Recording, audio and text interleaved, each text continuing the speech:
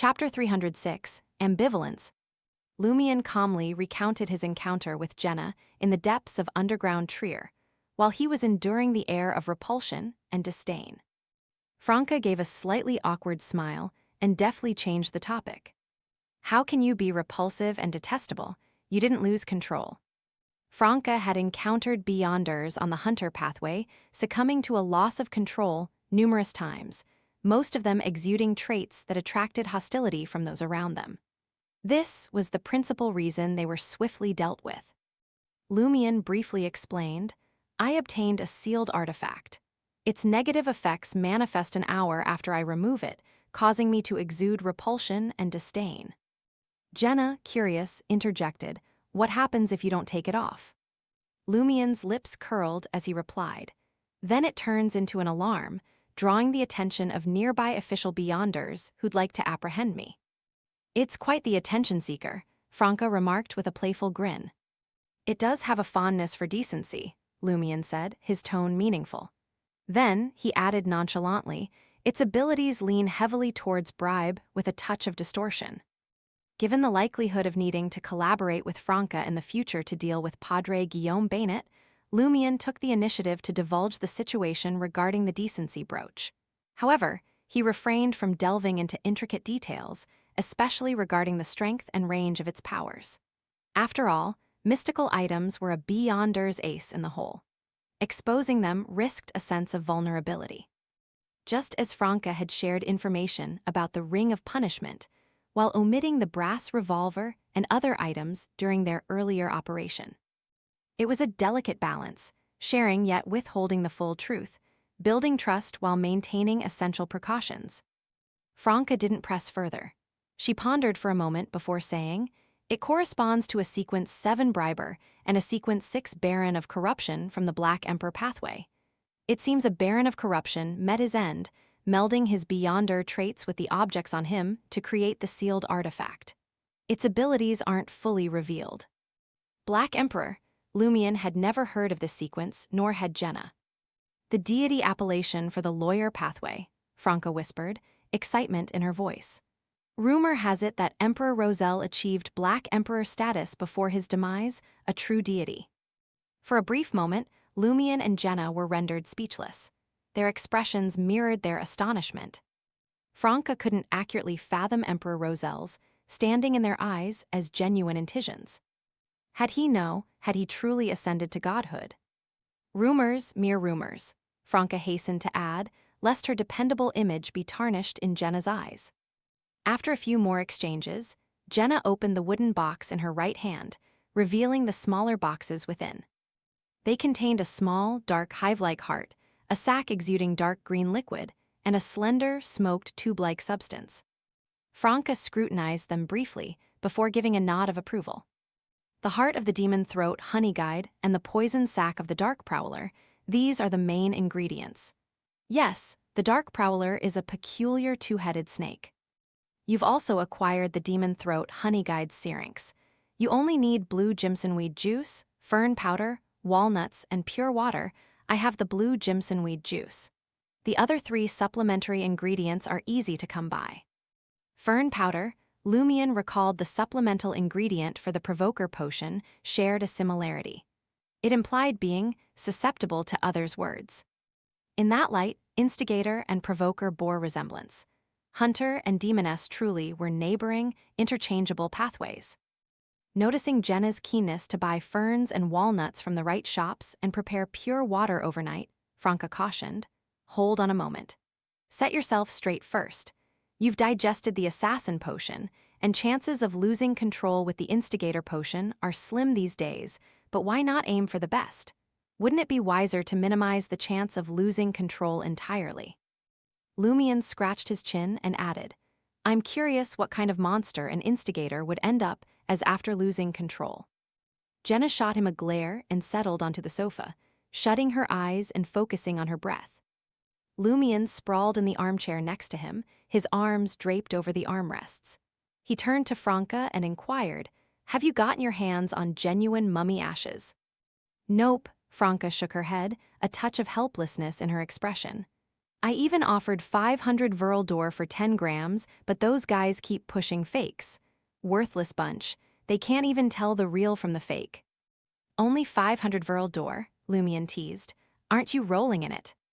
Normally, 10 grams go for just over 100 Viral door. 500 is already a small fortune, all right? Franca snapped back, her frustration evident. And I'm not exactly swimming in money at the moment. Lumian nodded, getting why Franca's funds were running dry. Her infiltration of the Iron and Blood Cross Order wasn't a true success.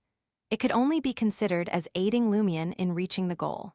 So, the reward she received wasn't the main ingredients for the demoness of pleasure, but rather the privilege to buy them at a discount. How much more do you need?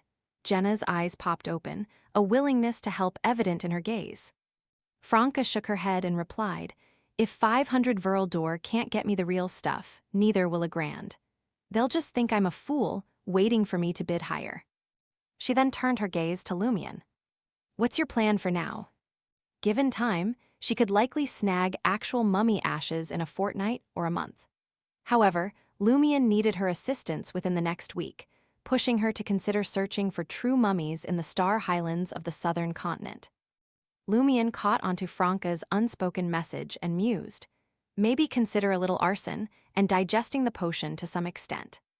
This way, he could unlock the contractee boon, garnering diverse abilities from different creatures through contracts. As far as he knew, a freshly minted contractee could only forge 3 contracts.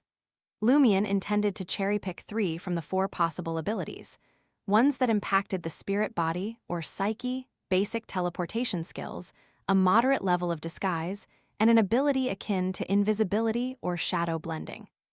The final choice hinged on the information on creatures from the spirit realm. Maybe the willing creatures suitable for a contract with Lumian didn't wield matching skills. Lumian was sure of one thing: all spirit world creatures could traverse the spirit realm, a basic form of teleportation. The variance lay in swiftness. If he struck a pact with white paper, perhaps he'd manage only 10 to 20 meters per jump. Not the optimal choice for traversing to the southern continent. Exhaustion would likely make him lose control long before he arrived there. Arson, what's your thinking? Franca sat cross-legged in the recliner.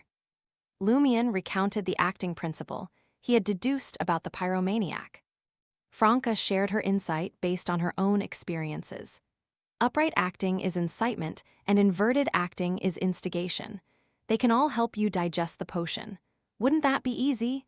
Go down to the docks tomorrow and incite the dockworkers into a strike. The rallying cry will be for better pay. Lumian shook his head slowly. If I can rally them into a strike, and there's a good chance it'll get them some benefits or help them achieve their goals, I'll give it a shot. But if it's only going to bring disaster upon them, I'm not so keen on it. I can't stand exploiting others without benefiting them and causing harm instead, unless there's no other way. Then anyone can be sacrificed. Once there was this guy who always said that we could only grab more and have enough food if we united. But when we did unite to fight others for food, he took advantage of the chaos and made off with the food. You've got quite a bit of experience. Franca studied Lumian anew, feeling that he wasn't just as simple as Muggle's brother. Jenna had been through similar situations. Franca sighed and said, as expected, you're quite the instigator in the upright sense. I'd be the same if I were you. Though I can put up a tough front, truth be told, haha, I can't bring myself to do it. Lumian regarded her thoughtfully and spoke. I find you a bit paradoxical. Sometimes you're seasoned, well-informed, and have a knack for analyzing things. Other times you're foolish, innocent, and naive. Lumian had only encountered such a contradictory disposition in one other person, his sister Auror.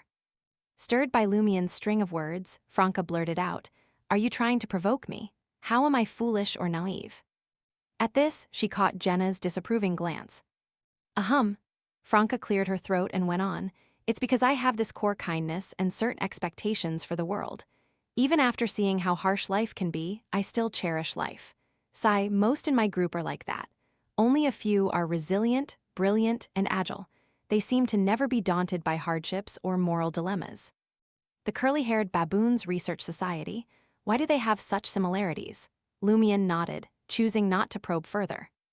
With Jenna's plan to gather the remaining supplemental ingredients the following day to advance as an instigator, Lumion swiftly departed from Rue des Blouses Blanches and returned to Auberge du Coq Doré. As he made his way up the stairs, Lumion caught sight of Anthony Reed, the information broker, coming down with a suitcase. Moving out, Lumion inquired. That's right. Anthony Reed, still donning his military green camouflage, gave a slight nod. Lumion chuckled and remarked, "Didn't you mention some unfinished business in the market district?" The lead's gone cold. Anthony Reed let out a soft sigh. Gone cold? Suddenly, Lumion recalled having seen a parliamentary election poster in the other man's room. He prodded, "Because Hugues Artois is dead."